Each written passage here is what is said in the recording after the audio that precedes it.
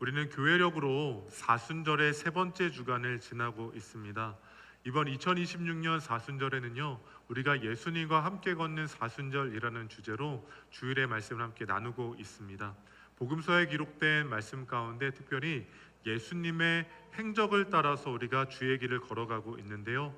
오늘은 요한복음 4장의 말씀을 통해서 갈증 속에서 예수님과 함께 걷다, 갈증 속에서 예수님과 함께 걷다라는 제목으로 은혜를 나누고자 합니다. 먼저 오늘 설교 제목을 보면 눈에 띄는 하나의 단어가 있죠. 뭘까요? 갈증이라는 단어입니다. 이 갈증이라는 것은요, 사전적으로 볼 때 목이 말라서 물을 마시고자 하는 그 느낌을 의미하는 겁니다. 우리 목이 타고 목이 마를 때 이제 물을 마시고자 할 때 그 갈증을 느낀다고 하죠. 갈증 나서 물을 마신다는 그 갈증을 의미합니다. 그런데 사전적으로만 갈증의 의미가 있는 것이 아니라 비유적으로도 우리는 이 갈증을 사용하는데요. 단순한 목마름이 갈증 난다라는 것이 아니라 우리의 삶에 필요가 공급되어지지 않을 때 그 무언가를 바라는 마음, 목이 타듯이 목마르듯이 우리가 무엇인가를 원하는 그 마음을 갈증난다라고도 표현을 합니다. 그래서 우리의 인생 가운데는요, 누구 하나 예외 없이 이 갈증을 느낍니다. 단순히 목마름의 갈증을 느끼는 것이 아니라요, 삶의 필요에 대해서도 우리가 갈증을 느끼며 매일의 삶을 살아간다는 겁니다. 단순히 수분 부족이 아니라 우리의 인생 가운데 결핍되어 있는 것, 우린 가운데 필요한 것들에 대한 그 갈망함을 갖고 매일을 살아간다는 것이죠. 그래서 우리는 이것을 영혼의 갈증 또한 영혼의 목마름이라고도 이야기를 합니다. 근데 인생을 살아가는 우리의 인생 가운데는요, 이 영혼의 갈증이 시작되면 겉으로는 괜찮아 보이는데 그 마음의 심령 가운데 메마름이 계속되는 경우를 보게 됩니다.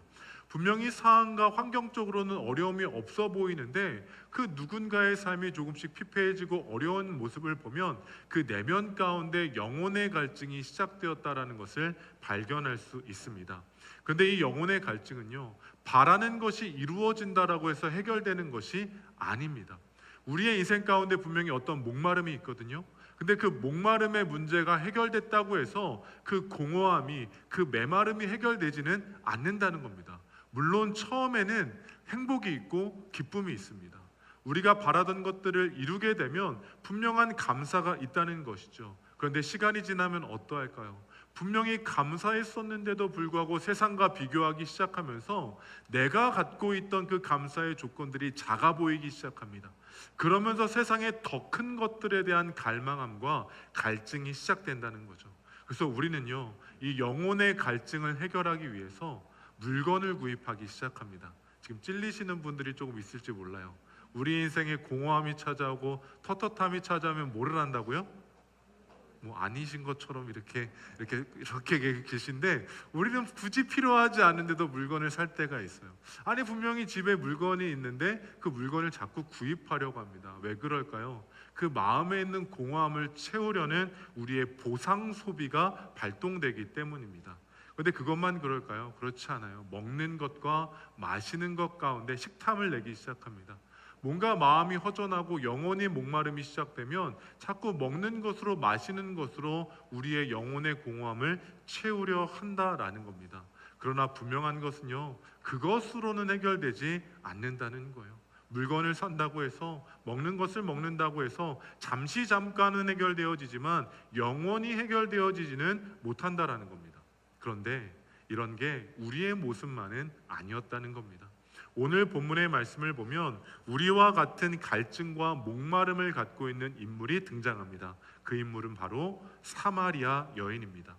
본문을 보면요, 분명히 이 여인은 물을 기르러 우물가에 옵니다. 외적으로는요, 물이 필요한 인생이었어요. 목마름이 있었던 인생이었습니다. 그러나 예수님께서는 물을 기르러 왔던 이 여인을 보시고는 물을 공급해 주시는 것이 아니라 그 영혼의 목마름을 해결해 주셨던 그 복음의 역사가 오늘 본문 가운데 담겨 있는 겁니다. 예수님께서는 물을 통해서 그녀의 갈증을 해결하신 것이 아니라 복음의 진리를 통해서 영혼의 목마름을 오늘 말씀에서 해결해 주셨다라는 거죠. 바라기는 예수님께서 이 여인의 인생 가운데 영혼의 목마름을 해결해 주셨던 것처럼 오늘도 우리 가운데 동일한 역사를 이루어 주시기를 예수님의 이름으로 축복합니다. 사마리아 여인이 영혼의 목마름을 해갈받았던 것처럼 오늘도 우리의 인생 가운데 복음의 진리를 통해 영혼의 해갈함이 경험되어지는 우리 성도님들 되시기를 예수님의 이름으로 축복합니다. 그럼 본문의 말씀으로 들어가 보면요, 이 여인은 어떻게 그 영혼의 목마름이 해결될 수 있었던 걸까요? 다 함께 본문 3절로 4절까지의 말씀을 함께 읽겠습니다. 본문 3절로 4절까지 말씀입니다. 유대를 떠나사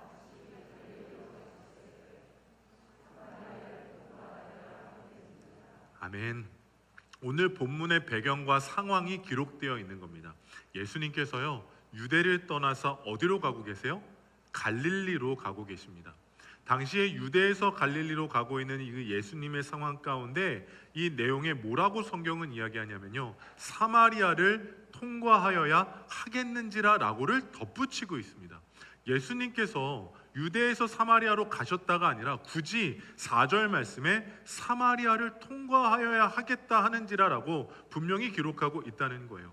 우리가 이 말씀을 보면요, 조금 더 깊이 들여다보면 이것은 단순히 사마리아를 지났다는 것이 아니라 예수님께서 반드시 사마리아로 가셔야만 하는 이유가 있었다는 것을 말해주는 겁니다.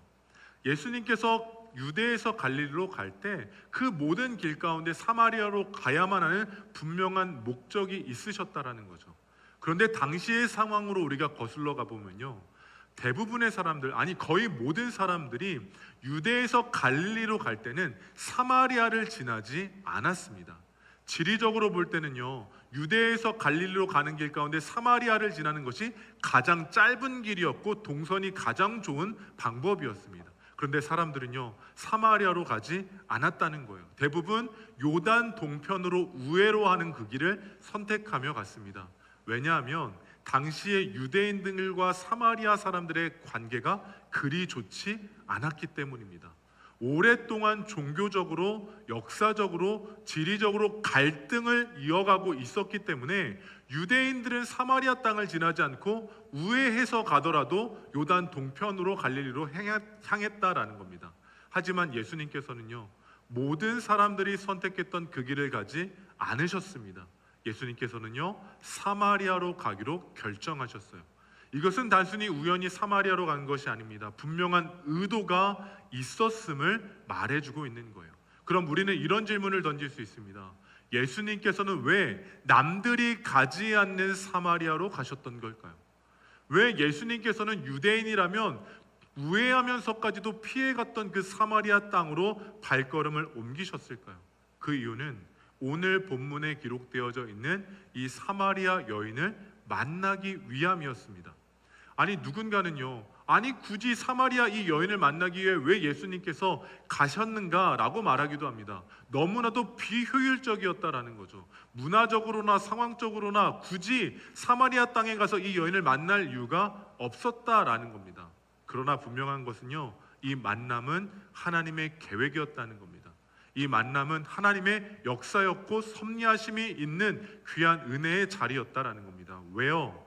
목마른 여인이 우물가로 왔고 그 목마름을 해결할 유일한 예수님이 그 자리에 계셨기 때문입니다. 우연히 간 게 아니라 어쩌다 보니 만난 것이 아니라 이 모든 말씀 가운데 담겨 있는 것은 하나님의 계획과 섭리가 있었다라는 거죠. 그래서 우리는 이 말씀 속에서 예수님이 어떤 분이신지를 발견할 수 있어야만 합니다. 단순히 예수님이 목마름을 해결해 주시는 분이 아니라 그 목마름을 해결해 주시는 과정 가운데 예수님이 누구이신지를 분명히 나타내 주고 있기 때문입니다. 개인적으로 이 말씀을 묵상하면서요, 주님의 마음이 얼마나 큰지를 깨달아 알았습니다. 그것을 말씀드리고 싶어요. 무슨 말이냐? 지난주에요, 우리가 말씀을 나눴을 때 등장인물이 누구였을까요? 이런 반응 너무나 당황스럽고 좀 서운할 수 있습니다. 우리 지난주에 말씀을 나눴을 때 등장인물 누구였을까요? 니고데모였어요. 이제 문득 생각이 나시죠? 이제 니고데모였던 건 생각이 나실 겁니다. 우리는 지난주에요, 밤에 예수님과 함께 걸었습니다. 그 니고데모라는 인물을 우리가 함께 나눴어요. 그 니고데모라는 인물 무엇이었을까요? 삶에 문제가 있을 때 예수님을 찾아갔던 인물입니다. 예수님을 찾아가서 문제 해결을 받고 그 인생의 밤의 문제를 해결받았던 일들이 우리는 지난주에 나눴던 겁니다. 그런데 오늘 말씀에 등장하는 사마리아 여인은요, 니고데모와 같이 예수님을 찾아갈 수 있을 만한 인물은 아니었습니다. 왜요? 자기 스스로 나아갈 용기가 없었고 자기 문제를 갖고 나아갈 수 있는 그러한 주님을 아는 지식이 없었기 때문입니다. 그렇다면 이런 인생은 문제를 어떻게 해결받을 수 있을까요? 예수님을 찾아가지는 않았지만 오늘 본문 말씀을 보니 주님께서 그 인생을 찾아가셨다라는 겁니다. 이것이 하나님의 사랑이고 은혜입니다. 우리가 우리 스스로는 나아갈 수 없고 우리 스스로는 주님께 문제를 구할 수 없지만 모든 상황을 아시는 주님께서는 갈급한 심령 가운데 찾아오셔서 문제를 해결하시고 그 인생을 회복하시고 그 인생을 복음 가운데 자유하게 하여 주셨다라는 겁니다. 혹시라도 우리의 인생이 니고데모와 같이 주님을 찾아가서 인생의 문제를 해결받은 분들이 있다면 주님 가운데 은혜와 감사를 고백할 수 있기를 소망합니다. 하지만 사마리아 여인처럼 우리의 마음에 상처와 수치와 아픔이 있기 때문에 아직 예수님을 알지 못하기 때문에 그 문제를 해결받지 못하고 있다면 지금 이 시간 가운데 우리를 찾아오시는 주님의 사랑과 은혜를 통하여 우리의 인생의 영혼의 갈급함이 해결되어져 가고 문제가 회복되어지는 은혜를 경험할 수 있는 우리 성도님들 되시기를 예수님의 이름으로 축복합니다. 그렇게 우리가 이 자리 가운데 예배하는 것은요, 결단코 우연이 아닙니다. 이것은 하나님의 인도하심이 있는 거예요. 인도하심 가운데 순종하며 왔다면 우리가 우리의 문제를 내어놓고 주님 가운데 나아가지는 못하지만 그래도 주님께서 이미 우리 가운데 찾아와 주셔서 우리의 마음을 만지시고 위로하시고 격려하여 주시는 줄로 믿습니다. 혹시라도 말할 수 없는 답답함과 아픔이 있다면, 정말로 우리의 내면 가운데 품고 있는 그 상처가 있다면, 누구도 알아줄 수 없는, 누구에게도 말할 수 없는 그 걱정과 근심이 있다면 우리를 찾아와 주시는 주님 앞에 그 모든 문제를 내어드리고 그 삶의 갈급함과 영적인 목마름을 주님께로부터 해결받는 우리 성도님들 되시기를 예수님의 이름으로 축복합니다. 그럼 그 문제는 어떻게 해결될 수 있을까요? 다 함께 본문 7절로 9절까지의 말씀을 읽어보겠습니다. 본문 7절로 9절까지의 말씀입니다. 사마리아 여자 한 사람이 물을 기르러 왔음에 예수께서 물을 좀 달라 하시니 이는 제자들이 먹을 것을 사러 그 동네에 들어갔음이러라. 사마리아 여자가 이르되 당신은 유대인으로서 어찌하여 사마리아 여자인 나에게 물을 달라 하나이까 하니 이는 유대인이 사마리아인과 상종하지 아니함이러라. 아멘. 문제 해결은 어디서부터 시작됩니까? 예수님께서 찾아오셔서 만나주시고 그 말씀을 하는 것부터 예수님의 회복이, 그 여인의 목마름의 문제가 시작되어졌다라는 겁니다. 그런데 이 말씀을 보면요, 처음에는 예수님이 물이 필요하신 것처럼 물을 요청하고 있지만 사실 실제로는 누가 물이 필요한 겁니까? 여인이 물이 필요한 겁니다. 그 영혼의 목마름에 대한 그 물이 필요했던 거예요. 그런데 여인의 태도를 보면 어떨까요? 여인의 태도가 상당히 차갑습니다. 상당히 방어적인 것을 볼 수 있어요. 예수님께서 찾아오셨고 만나주셨고 그 문제 가운데 나아가 관계를 이어가고 계신데 이 여인의 태도를 보면 상당히 방어적이고 적대적인 것을 볼 수 있습니다. 물론 문화적인 차이도 있습니다. 당시 유대인과 사마리아인의 갈등 때문일 수도 있겠죠. 당시의 남성과 여성이 대화를 하는 것 자체가 어려움이 있었기 때문에 방어적일지도 모르겠습니다. 그런데 이 관계를요, 우리는 영적인 시각으로 들여다볼 수 있어야만 합니다. 단순히 상황적으로, 환경적으로 대화가 어려운 것이 아니라 그 상황이 방어적으로 반응한 것이 아니라 영적으로 봤을 때 이 여인이 이렇게밖에 행동할 수밖에 없는 이유가 있었다라는 겁니다. 영적인 시각으로 보면요, 이 여인은요, 주님께 마음을 열지 않았던 겁니다. 주님께서 분명히 찾아와 주셨고 마음의 문을 두드리고 계신데 이 여인은 주님께 마음을 열어놓지 않고 있는 거예요. 왜 그럴까요? 요한복음 4장 16절 이후의 말씀을 보면 이 여인의 뿌리 깊은 상처와 아픔이 여전히 그녀의 마음을 닫아놓고 있었기 때문입니다. 이 여인은요, 단순한 목마름이 있었던 여인이 아니라 남편을 5명이나 둬야 됐고 5번째 남편 또한 자기 남편이라고 말할 수 없는 공허함과 상실을 갖고 있는 존재였습니다. 삶의 필요와 삶의 문제 가운데 어느 것 하나 채워지지 않는 어려움을 갖고 있었던 여인이었다라는 거예요.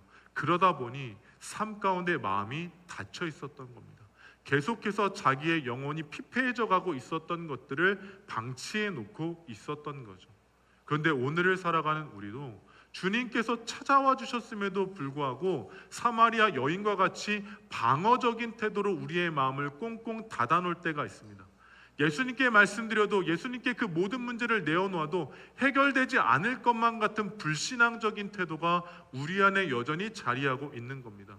내 삶의 이 문제는, 이 영역은 주님께서 해결하실 수 없다라는 그 신앙적인 연약함과 우리의 완악함으로 인해 우리의 마음을 닫아놓고 우리가 해결하려고 노력하는 그 애씀을 갖고 살아가고 있다라는 겁니다. 그러나 분명한 것은요, 이러한 모습으로는 삶의 문제가 해결될 수 없습니다.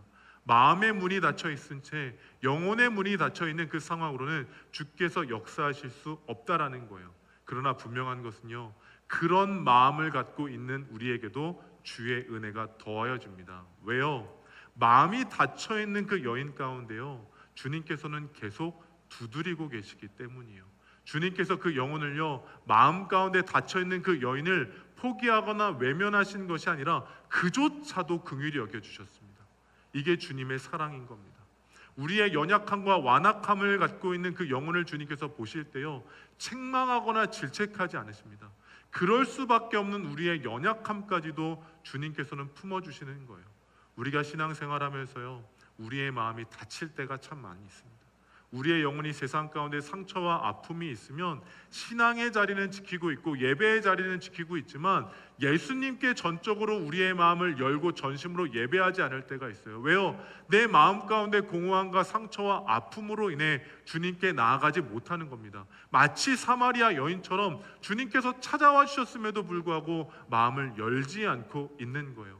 그러나 감사한 것은 주님께서는 그 모습조차 사랑하십니다. 그 모습조차 용납하시고 그 모습조차 이해하세요. 우리의 연약한 그 작은 것 하나까지도 품어주십니다. 그렇기에 우리는요, 이 시간 주님 앞에 나왔다면 그 모습조차 용납하시는 주님께 우리의 마음을 열고 우리의 목마름의 문제를 고백할 수 있는 성도님들 되시기를 소망합니다. 이 시간 우리의 마음을 여셔야 되는 거예요. 나를 찾아와 주시고 나를 회복시키시기 위해 이 땅 가운데 오신 그 그리스도를 우리의 마음에 영접할 수 있는 그 복음의 회복이 우리 안에 시작되어지기를 예수님의 이름으로 축복합니다. 이미 아시는 주님께서 찾아오셨을 때 우리의 삶의 회복이 시작되어지는 거예요. 그때 우리에게 이렇게 말씀하고 계십니다. 다 함께 본문 13절로 14절까지의 말씀, 13절로 14절까지의 말씀을 함께 읽겠습니다. 예수께서 대답하여 이르시되 이 물을 마시는 자마다 다시 목마르려니와 내가 주는 물을 마시는 자는 영원히 목마르지 아니하리니 내가 주는 물은 그 속에서 영생하도록 솟아나는 샘물이 되리라. 아멘. 예수님께서 마음을 열어 나아갈 우리에게 말씀하십니다. 이제는 세상이 주는 물이 아니라, 세상의 물이 아니라 내가 주는 생수를 통해 너의 목마름이 해결될 것이다 라고 말씀하십니다. 세상의 어떤 것으로 너의 목마름과 영혼의 갈증이 해결되는 것이 아니라 예수 그리스도께서 주시는 생수로 말미암아 그 영혼이, 그 인생이 회복되어진다라고 말씀하고 계세요. 그런데 우리는 어떻습니까? 설교 서두에 말씀을 드린 것처럼 계속해서 세상 가운데 그 갈급함을 해결하려 하는 연약함이 있다는 겁니다. 주님께서 분명히 생수를 통해서 우리의 영혼을 회복시켜 주시겠다라고 말씀하셨습니다. 이 말씀을 이미 우리 가운데 주셨습니다. 그런데 우리는 여전히 세상 속에서 문제를 해결하려 하는 연약함을 갖고 있습니다. 물질과 성공과 관계와 인정과 같은 그러한 세상적인 필요를 내 인생 가운데 채우며 영혼의 갈증과 목마름을 해결하려 한다는 거예요. 하지만 분명히 예수님께서 말씀하십니다. 그것으로는 안 된다는 겁니다. 그것으로는 해결되지 않는다는 겁니다. 예수님께서 말씀하시는 생수를 통해서만 그 영혼의 갈급함이 해결되어질 수 있다라고 말씀하고 계세요. 바라기는 예수님께서도 우리에게 동일하게 말씀하십니다. 세상의 필요를 쫓아 목마름을 해결하는 인생이 아니라 내가 주는 생수를 마실 때 너의 삶이 회복된다라는 그 음성을 듣고 주님 가운데 철저히 순복하는 성도님들 되시기를 예수님의 이름으로 축복합니다. 우리의 인생 어떠합니까? 자꾸만 세상의 우물을 쫓아 살아가려고 합니다. 오늘 본문의 말씀을 보면요, 당시의 사마리아 사람들은요 야곱의 우물을 찾아다니면서 물을 마시고 갈증을 해결하려 했습니다. 오늘 본문 말씀을 보면 이 여인 또한 야곱의 우물에서, 세상의 우물에서 목마름을 해결하려고 하고 있다는 거예요. 그렇다면 우리는 어떻습니까? 우리는 어디서 목마름을 해결하려고 하십니까? 우리 또한 세상의 우물에서 목마름을 해결하려고 합니다. 세상이 주는 물을 마실 때 내 영혼의 갈급함이 마치 해결될 수 있는 것처럼 살아갑니다. 그러나 우리 목마름의 해결의 그 핵심은 예수 그리스도, 생수 대신 예수 그리스도이신 줄로 믿습니다. 그렇기에 우리는요 세상의 우물을 쫓아 살아가는 인생이 아니라 예수 그리스도께로 나아감을 통하여 주께서 주시는 그 생수를 통하여 회복되어지는 은혜를 맛보는 성도님들 되시기를 예수님의 이름으로 축복합니다. 그런데 왜 변화가 시작되지 않을까요? 분명히 세상의 우물이 아니라 생수를 통해서만 회복이 시작되는데 왜 우리 안에 갈급함과 영혼의 목마름은 여전하냐라는 겁니다. 그것은 우리의 신앙의 결단이 시작되지 않았기 때문입니다. 우리는 그 영적인 비결을 마지막으로 15절 말씀을 통해서 확인할 수 있는데요, 마지막으로 본문 15절의 말씀 함께 읽겠습니다. 여자가 이르되 주여 그런 물을 내게 주사 목마르지도 않고 또 여기 물 기르러 오지도 않게 하옵소서. 아멘. 여인이 결단하고 주님께 간구하고 간청합니다. 주여 영혼이 목마르지 않을 그 생수를 나에게 주옵소서라고 간청합니다. 그리고 말하죠. 주님, 세상의 우물을 쫓아다니지 않도록 주님께서 주시는 그 생수를 맛보기 원한다고 고백하는 겁니다. 이 믿음의 반응이 우리에게도 시작되어져야 됩니다. 세상의 우물을 쫓아 살았다면 이제는 그래, 나에게 주시는 생수인 복음의 진리를 통하여 영혼의 목마름이 해결되어지고 더 이상 세상의 우물을 쫓아다니지 않는 삶을 살겠다라고 결단하는 믿음의 시작이 우리 가운데 시작되어지기를 주님의 이름으로 축복합니다. 이것이 진짜 믿음이기 때문입니다. 세상의 우물을 쫓아다니는 인생이 아닌 모든 것이 회복되어지는, 갈증과 목마름이 회복되어지는 주님께 나아가는 그 믿음이 우리 가운데 필요한 겁니다. 바라기는 이 예배의 자리 가운데 나와왔다면 우리를 찾아오신 그 주님을 향하여 우리의 전적인 문제를 내어놓고 생수를 통하여, 영원한 복음의 진리를 통하여 우리의 삶의 목마름이 회복되어지는 역사를 경험하는 우리 성도님들 되시기를 간절히 소망합니다. 내면에 공허함이 있습니까? 마음에 상처가 있습니까? 우리의 삶 가운데 해결되어지지 않은 그 상실감과 답답함이 있다면 세상 그 어느 곳에서도 해결되지 않는 그 문제를 갖고 생수 대신 예수님께로 나아가 우리 영혼의 목마름이 해결되어지는 은혜가 있기를 주님의 이름으로 축복합니다. 그때 차고 넘치는 은혜가 시작되는 겁니다. 그러나 바라고 소망하고 기대하는 것은요, 우리의 영혼만 예수 그리스도를 통해 목마름을 해결받는 것이 아니라요, 우리가 예수 그리스도의 복음의 진리를 통해 회복되었다면 그 진리의 생명력이 우리를 통해 가정 가운데도 흘러넘치기를 간절히 소망합니다. 이것이 우리 가운데 소망으로 담겨져야 합니다. 나 혼자만 영혼의 갈급함을 해결받고 끝나는 것이 아니라 이 시대를 살아가는 우리의 가정과 가족들, 특별히 자녀 세대들 가운데 그 영혼의 목마름을 해결하는 주의 은혜가 더하기를 중보하며 기도하는 우리 성도님들 되시기를 축복합니다. 왜요? 이 시대의 많은 영혼들이 세상의 우물을 쫓아 방황하기 때문입니다. 우리도 그러지 않았습니까? 삶의 문제를 해결하기 위해 세상의 우물을 쫓아 살아갔던 인생이 아니었습니까? 우리가 주님의 생명수를 통하여 복음의 진리를 통하여 회복받았다면 이 시대의 영혼의 목마름으로 세상 우물을 붙쫓아 다니는 그 인생을 향하여 복음의 진리를 흘려보낼 수 있는 우리 성도님들 되시기를 예수님의 이름으로 축복합니다. 사순절을 지나며 우리는 갈증 속에서 예수님과 함께 걸어가야 합니다. 목마름이 있다면 세상 우물 향하지 않고 우리의 생수 대신 예수님과 함께 걸음을 통하여 영혼의 목마름이 해결되어 오히려 차고 넘치는 은혜로 살아가는, 그 목마름의 문제만 잠깐 해결되는 것이 아니라 모든 것이 회복되어져서 그 충만함으로 살아갈 수 있는 우리 성도님들 되시기를 예수님의 이름으로 축복합니다. 우리의 변화가 시작될 때 반드시 우리의 가정과 삶의 자리와 직장과 사업장이 새롭게 변화되어지는 역사가 시작될 줄로 믿습니다. 그 은혜를 누리는 우리 성도님들, 그 가정, 그 자녀 세대 되기를 예수님의 이름으로 축복합니다.